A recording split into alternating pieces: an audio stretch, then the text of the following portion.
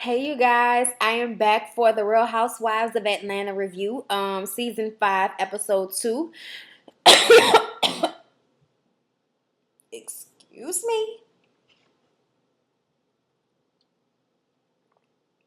But yes, moving along. Okay, if you guys haven't noticed, this is going to be the third video I'm putting up today, so please don't forget to go check out my last two videos, the MF and Advice video for those of you who love those, and a scandal review, bitch, for everyone who loves those. Now, for you that love my Real Housewives of Atlanta review, I hope you guys are ready for a whole bunch of Fooly Wayne foolishness and utter ridiculousness with Kenya Moore and her bad skin, and Cynthia and her awesome weave, Nene and her gay pride, Candy and her ass and her boyfriend, Phaedra and her ass, and just booty. You're going to hear me saying that throughout this video. Booty. Because it was the first thing that was brought to our attention as we were watching the show about whatever person I'm talking about. Booty. Okay.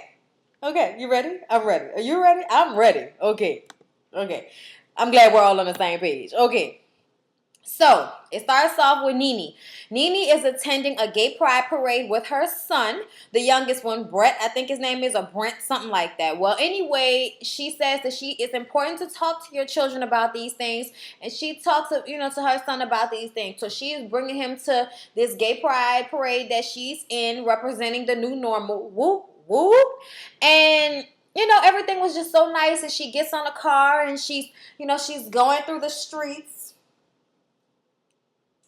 And everybody is just screaming out how much they love her. And she, it gets to her and she starts to tear up. And she's, that's when she says, I finally have arrived. And people can say what they want to say. But I was kind of touched by Nene with this because I feel like I know exactly how that feels. You know what I mean? Like to have people who don't even know you, have never met you in person, know who the hell you are. I mean, not on as big of a scale as Miss Nene, of course, but it's still very overwhelming to mean something to people that, are not really in your life. You know what I mean? So I feel her on that, and I think she's genuine with that. I really do think that she genuinely is happy at this moment and at this point in the show, and that is showing through in her actions. And I'm gonna say she was not happy, and I said that last season. Her fucking ass was miserable, and that's why she was around this bitch making everybody else miserable. So at the end of the parade, her son was in the parade with her, which I thought was so cute. And he came up and gave her a hug and a kiss. And then at the end, Greg was there waiting for her. And she said it was beautiful to see a straight man at the end of that gay parade. At the end of that train, to see a straight man was the most gorgeous thing I'd ever seen before. Yes, it was awesome. So anyway, we move on to Candy. Booty. And Candy and Phaedra, booty, are meeting up at a restaurant, and Kenya shows up a little bit after them, booty. And Phaedra is talking about booty and drooling over Kenya's booty. And because of this, she instantly starts to say how much she liked Kenya. I'm starting to think that Phaedra is bi, and if that's what it is, I'm cool with that. But like, why do you like her so much? And we all know that at the end of this season, at the end of the season, she's not gonna like her because she's gonna try to push up on her man, and that's where you cross the line and the big booty shit ends. Nobody gives a fuck about your ass, and now we gonna start pointing out your fucked up skin when you start fucking with the husband, okay? No, I'm not here for it. So they're discussing, things, and they bring up Cynthia and the incident that happened at the Bailey agency. And she gives her side of it she basically gives her side of it. And she doesn't even really leave anything out, but it's her perception of it. It's what happened, but you forgot to leave out how much of a bitch you was being and how rude and obnoxious you was being. But they'll see it when they see the episode just like we saw it.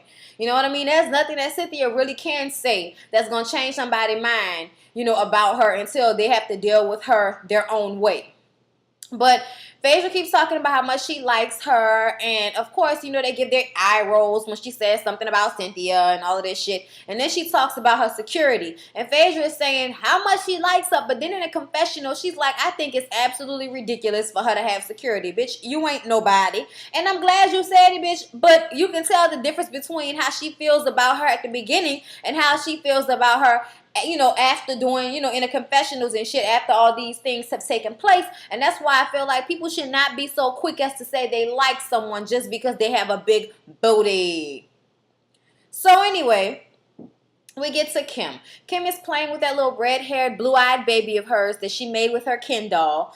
And Sweetie, a.k.a. Black Elvira, walks into the room. And, okay, for the first time, the lipstick was not killing me. The red, I'm fine with the red. I didn't like the hair. I don't like the outfit. I don't like the attitude. Sweetie's attitude is bullshit. And I mean actual bullshit. Cow shit. Maybe even manure from a horse. I don't fucking know. But her attitude makes her face look extremely like shit pie. I mean, seriously. It has nothing to do with her skin tone, her lack of knowing how to put on makeup, or her lack of a really good weave.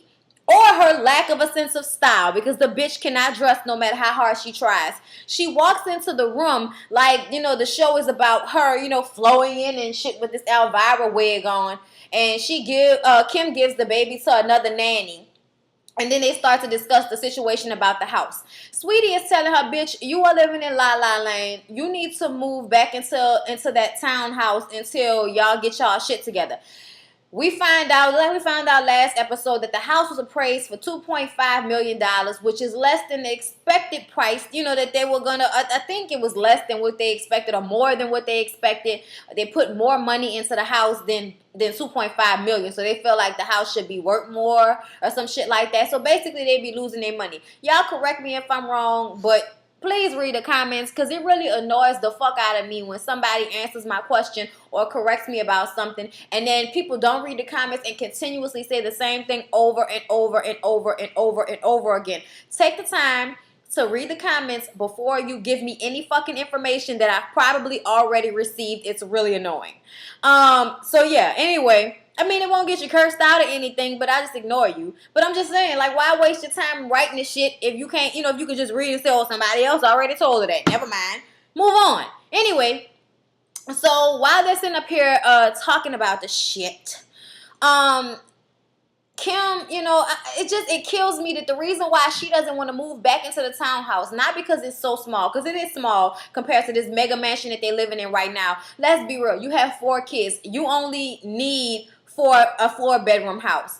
Those 2 girls could live in the same room if it's really all of that. I'm just saying, your children are too fucking spoiled. What the fuck do they need a pool for and a basketball court? Go to the fucking park sometimes. Take your kids somewhere instead of sitting your fat ass in the house all day smoking cigarettes, eating shit, and drinking with Sweetie. And fucking Croy, whenever he's home with his fucking tan to be guy. Like, what the fuck? I'm sorry. But there is something about Croy that I do not like. I mean, he looked like, I don't know why. It's just something about him that I don't like. Even though I think he is good for Kim, there's something about him that I personally don't like. Like, if I met him in person, I think he was an undercover racist or something like that. I don't know. It's just something about him I don't like. Anyway, so I'm just saying, like, really? I didn't even know that she still owned the townhouse. You have a house that's empty that you can move into to get you out of an uncomfortable situation. I don't know about y'all, but if I'm living in somebody's fucking house and they want me out, that is going to aggravate me and be on my mind all damn day. So if I have a property that's readily available for me to just move into, why the fuck am I sitting here causing myself stress and stressing myself out during my pregnancy when I got somewhere I can go? Kim, I'm not here for you no more. After that stunt you pulled last season with your mom and all of these ridiculous ass wigs and getting pregnant constantly and then probably still smoking and fucking cigarettes, bitch, I don't like you. Moving on. We get to Kenya.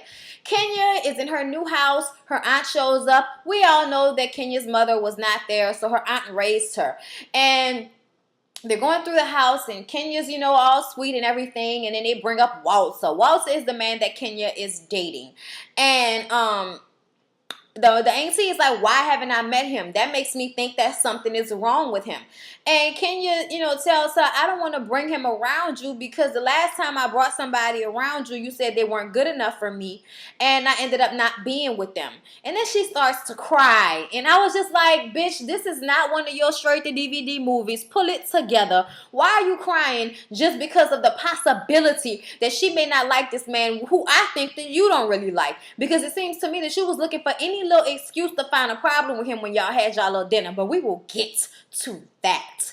Anyway, her auntie is like, please don't cry. If he treats you well, then I will like him. That's really all it's about. That last guy did not treat you right, and that's why I did not like him. But I want to meet him. When will we meet? Kenya kind of doesn't even answer the question. She just says, well, you know, he wants to have kids. I want to have kids. We're in a good place in our lives. He has money, blah, blah, blah, blah, blah. Doesn't really answer the question, but the aunt still is like, bitch, I want to meet him. So anyway, we get to Phaedra and the Bondy. And they're at the gym. And Cynthia is there with her, and then Nene shows up after, and they're exercising and having a good time. And then they have a sit down after they've exercised with this fine-ass man with an unfortunate mohawk. I really want grown-ass men to let that go. I really do. Fade it out. Let it the fuck go. You're a grown-ass man. Why do you have a toddler's mohawk on your head? I'm just not here for the mohawk bullshit when you know what I'm saying, when it comes to grown-ass men. Get your life. Anyway, so, you know, Cynthia says that because of how Nene's life has been moving, she's in such good spirits, she wants to throw her friend a party. And Nene is like, no, I don't want a party that's going to be all about me. I want it to be about successful women. So they decide that it should be only women. And Phaedra asks, oh, that's good. I'm down with that. She asks, well, what about Kim? Well, y'all think it was going to be some shade. But Nene is not in that same place. So Nene was like, that's fine. Invite her, invite Candy. It's cool. So, all right. I like how this is going. She says, I don't have time for any negativity. I'm too busy for that shit. So please tell the bitches to come. Yeah, where were we?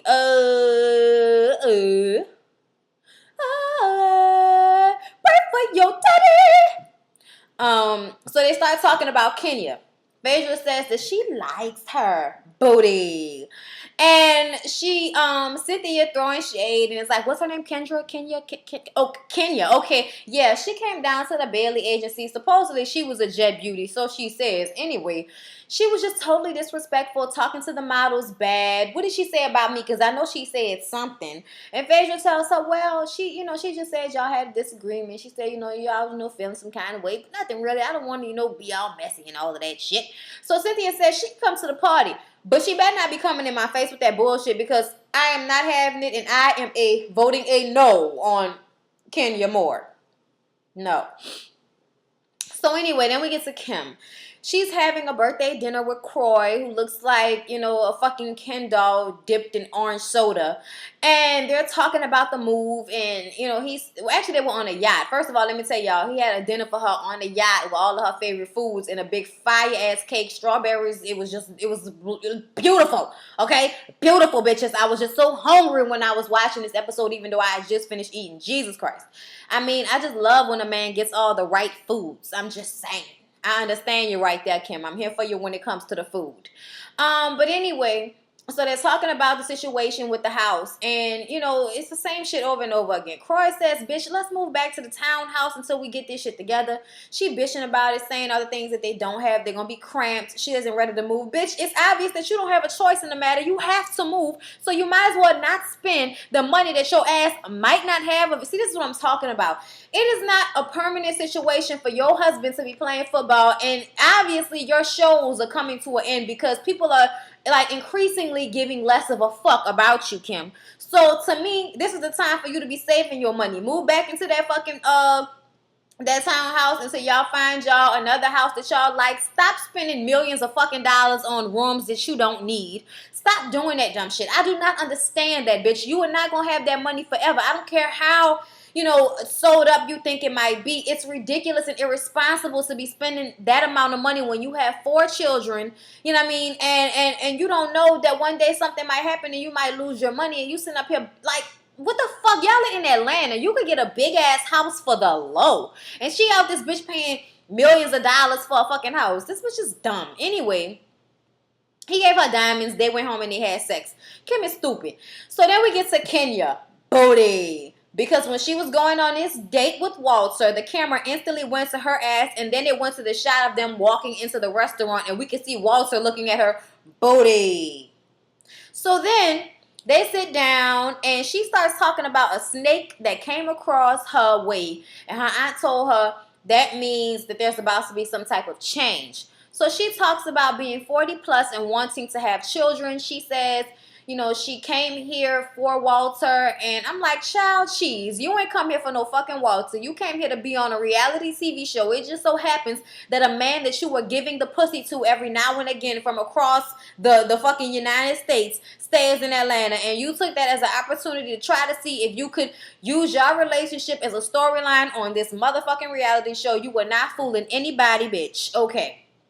I had to get it out. Sorry. So then, you know what I mean? She just has a scary smile. Her smile to this man was so scary. And she says that she thinks he'll give her cute kids. And I think he's somewhat of an alcoholic because he dropped a Crown Royal size glass of vodka. That wasn't no goddamn shot. Anyway, you know, she asked about skeletons in a closet. Because they've been apart, you know, there are things that they might not know about one another. And she wants to, you know, put those things out on the table if they're going to continue to grow in a relationship, okay? Now, he says the only thing is I got the ladies. You know, I got the ladies. I get the pussy. That was basically what he said. And then she says, well, what about anything else that might embarrass me? Well, he says, a long time ago, I asked Candy out, but she, you know, turned me down or whatever like that. She was like, hold up, she turns you down? So it would have been cool if he would have turned her down. But because Candy turned him down, Bondy, she's upset. She was like, let's call a spade a spade. I know you like, you know, chicks with big asses, and Candy got a big ass. I know you like that. He was like, bitch, you're talking too loud. Lower your voice. Lower your voice. Pump your brakes. Yeah, he was he was shading that whole calmly. So she gets up and goes to the bathroom. You know, she wants to leave. She asks for, you know, a box for her food. She all up, you know, upset and shit. So she goes into the bathroom and I'm sure has a fucking meltdown. Comes back. I mean, and I wanted y'all to pay attention to this. When she got up from the table, Walter stood. When she came back to the table, Walter pulled out her chair. That is a fucking gentleman. And if she did not notice that if he has money, he's nice looking to you, and he's a fucking gentleman, and you sitting up in here acting fucking crazy, bitch, smack her in the face. You know how many 40-something-year-old black women would love to have a Walter in their life? Get your life. Anyway, so when she sits down, he basically, you know, puts on a charming and tells her, look, you know I love you. Like your chocolate self. And that's all he had to say was say is that he, you know, not only loves that her grind and her being independent and her being, you know, but she's a beautiful woman. And he loves that chocolate ass booty. And I'm sorry, y'all. I'm never going to stop saying it.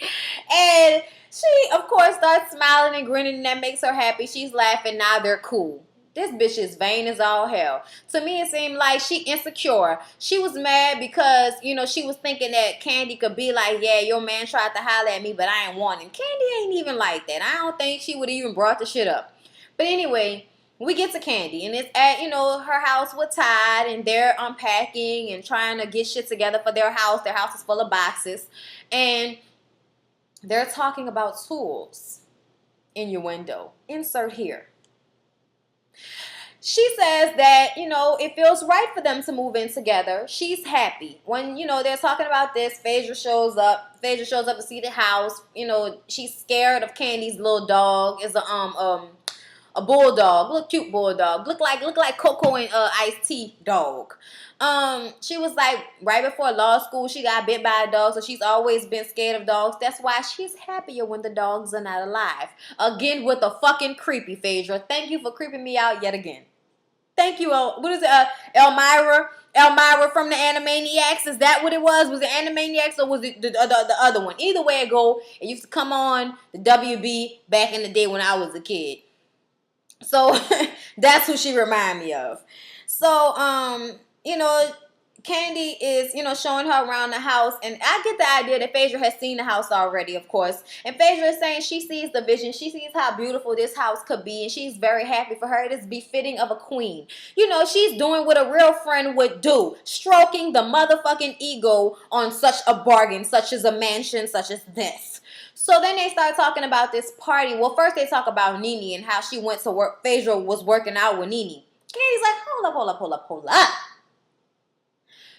You mean to tell me, Nene, the chick who said she didn't know you, even though y'all grew up in the same town, you working out with her. Okay, whatever.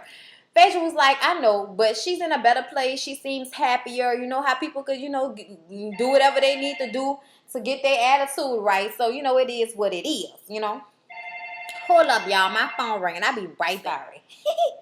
So, Phaedra tells her about the party. Candy says, so she wants me and Kim to come. What the fuck is going on around here? It is a rainy night in hell for Nene to be talking about she want me and Kim to come to a party for her. But they was like, cool, fuck it, I'll come. So, Candy says she'll go. So, Candy going to the party.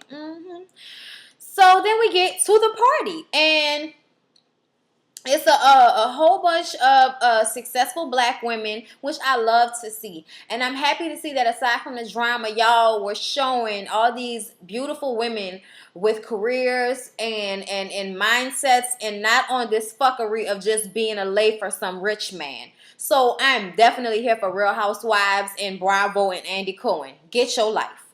So Kim and Sweetie show up. What the fuck did they have on? Let me tell you something, Kim. Let me tell you something, bitch.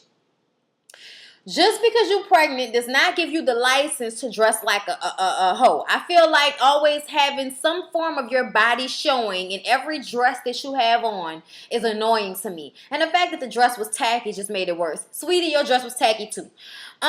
So Kenya is bucked up that she got invited. She thinks that because she's there, and she's who she is, she's getting invited. No, bitch, you're only getting invited because you're on the Real Housewives of Atlanta, and Candy and them have been told to include your ass. So anyway, everyone is having a good time and looking fabulous except for Kim and Sweetie. I really don't like them. Cynthia shows up eventually, and Nene is running late. But as she's coming into the building, Kim and Sweetie are bored, so they leaving. They walking out. Nene is like, hey. She was like, won't you stay just 5 minutes? I promise, just 5 minutes. I just got here, please. It's 5 minutes. And Kim was like, bitch, it's like 8 o'clock. Where you been at? The shit started at 6. Which I understand, but Kim came in there from the gate feeling like she didn't want to be there, knowing she wasn't planning on staying the whole fucking time, but the only reason she was going is because she wanted to see. And I just really don't like Kim. I feel like, stop being so fucking disgenuine. You was a lying ass bitch, and that shit is definitely coming to light, and I'm sure Nene is going to have a couple of smiles on her face when we get to the reunion show, when we start pointing out all these holes in Kim's story. But anyway, so, she says that she'll stay. She'll just go to the bathroom and she'll stay. But she still walks out and leaves. Well, Nene was looking for her. And you could tell that probably hurt Nene's feelings a little bit. But that made her be like, all right, bitch, that means you're not on my positive shit. Fuck you. Move the hell on. So that's what it was. Cynthia toast to Nene. And while this is going on, Kenya is saying to Phaedra, and I love y'all, and Candy, I love y'all. I'm going to throw y'all a party. I love y'all. And I'm just like, why are you so fucking childish? Why are you hating on Cynthia so much? Because she's the model that you wish you were? A real model, a runway model, a high fashion model, a model with a sustained career, not just a booty model? Booty. All about the booty. All roads lead to the what? Say it with me, people. Booty. Thank you. I know some of you said it with me. Thank you. So, like, while she's shading the fuck out of Cynthia, is giving her speech. And then after she gives her speech and kiss, Nene and all of that, Kenya takes the microphone. Why she does this, I do not know. Stonewall. I don't know. I have no idea why this bitch thought it was okay for her to take the mic and give a speech. And then she threw shade. She, okay. Now enough with that foolishness. Yes, I just would like to say it's beautiful to see all of you here. I know that this is Cynthia's party, but I just want to tell everyone, and Nene, I'm so proud of you. And bitch, get the fuck out my face, Stonewall. Shout out to Selena Johnson, Stonewall. I'm not here for that. I'm just not here for it, y'all. Her standing up and giving that speech was so shady and so, like, against what the fuck we were supposed to be here to do. And I'm sorry if I got all, there was a lot of L in that fuck, but it just pissed me off that all of these positive women are here to not shade each other, to show each other support, to say, hey, bitch, you doing your thing, and I fucking love you for? And you get up and you throw shade at Cynthia at her own fucking event. If I was Cynthia, I would have came across the pool on your fucking ass, grabbed the microphone and tell you to get your bad skin, big booty, ugly ass out my motherfucking house. She may not be ugly, but her attitude is stank, and that's what I see when I look at her, bitch. Unless I'm looking at her booty. So, shit. So, after she gives her little speech or whatever, she says she wants to talk to Nene. So Nene is like, you know, what's up? So she tells her, I don't want you to dislike me because me and Cynthia don't get along. Cynthia was like, Nene would never do that. That's not how she is. And I would never, you know, ask that of her. And Nene was like, look, you don't have to worry about that. Me and Cynthia's friendship is our friendship. That has nothing to do with what may happen between you and I. So, okay, but while she was trying to shade Cynthia, Cynthia was like, but that wouldn't happen. And she was like, I know, well, if the talking head would stop. She was like, I may be a beautiful head, but I am not a talking head. Do not play with me, girl. You know, Cynthia was basically being all big and buff because Nene was right there. And Nene said she was not reading. She was reading. And I was like, yes, she was. She said, girl, when Cynthia told Kenya, what she told her, she said, so when were you Miss America? Was that before or after Vanessa Williams? Y'all know Vanessa Williams is like 50-something years old. Kenya says she's 41. You know, like there's a big old age difference. And another thing is that Kenya was Miss USA. Vanessa Williams was Miss America. I don't understand what the fuck the difference is, but whatever. I could care less. We all know that Vanessa Williams is still shitting on people in her 50s. Kenya Moore, can I say the same for you? No. 666 Park Avenue and all of that shit speaks for Vanessa Williams. When was the last time we seen Kenya Moore? Lionel? You haven't danced with me all night. Yeah, I'm not here for Kenya. So they basically, Nene gives a toast and saying that, you know, I just wanted to celebrate us women because so many times we throw shade against each other, and I know y'all have been, you know, just as guilty of it. And, you know, while she's giving this speech, you know, she was just like, do what you do. And Candy was like, you know, I'm happy that you're doing this and everything, but it wasn't so long ago that, you know, you was being shady, bitch. Stonewall. I'm just saying. I'm not here for this Stonewall. Yes, I'm sorry, y'all. My inside jokes be leaking onto my videos, and you just never know. Anyway, that was the video. I hope you guys all enjoyed it. I hope it was as shady as I planned for it to be. And I want you all to like, comment, and subscribe, and share me on your Twitter, Tumblr, and Facebook, because I want more people to know about the fabulousness that is me. Okay? Sorry. All right. Y'all, did y'all see Tamar and Vince? Vince needs to get his life. We'll talk about that in another video, though. I love you guys, and I hope y'all will come back for my next video. Time to go.